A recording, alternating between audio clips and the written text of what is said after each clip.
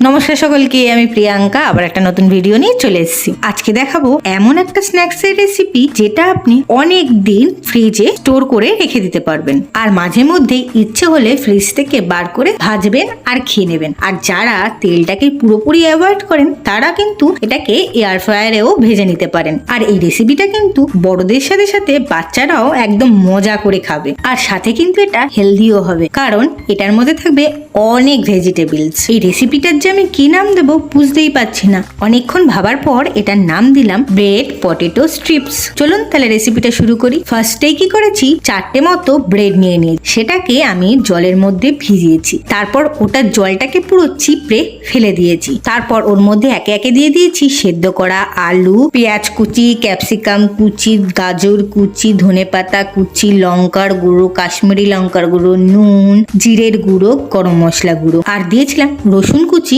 আর জোয়ানটার ভিডিওটা আমি করতে ভুলেই গেছিলাম। তারপর সবগুলোকে একসাথে দিয়ে ভালো করে এটাকে মেখে ডো মতো করে নিচ্ছি। তারপর হাতের মধ্যে একটু তেল মেখে নিয়ে অল্প অল্প করে ওটার থেকে নিয়ে আমি এটাকে স্ট্রিপসের আকারে গড়ে নিচ্ছি। আমার ভিডিওগুলো আপনাদের কেমন লাগছে অবশ্যই কিন্তু কমেন্টে জানাবেন, আর নতুন যারা সাবস্ক্রাইব করেছেন তাদেরকে অসংখ্য অসংখ্য ধন্যবাদ। দেখুন এই স্ট্রিপগুলো তৈরি করে আমি এগুলোকে এবার ভালো করে ব্রেড ক্রাম্বসের মধ্যে কোটিং করে নিচ্ছি। তারপরে আমি এগুলোকে প্রায় 2 ঘন্টা মতো ফ্রিজে কিন্তু রেখে দিয়েছিলাম সেট করার জন্য, আর তার মধ্যে থেকে কিছু আমি ভেজে নিয়েছিলাম আর কিছু ফ্রিজেই স্টোর করে রেখে দিয়েছিলাম। মাঝে মধ্যে চটপটা কিছু খেতে ইচ্ছা করলেই একদম বার করে ভেজে নিলেই ব্যাস। ভিডিওটা আপনাদের কেমন লাগলো অবশ্যই কিন্তু কমেন্টে জানাবেন, আর ভালো লাগলে একটা লাইক করে দেবেন, আর যারা চ্যানেলে নতুন আছেন তারা সাবস্ক্রাইব করে দেবেন। আজকের মতো টাটা।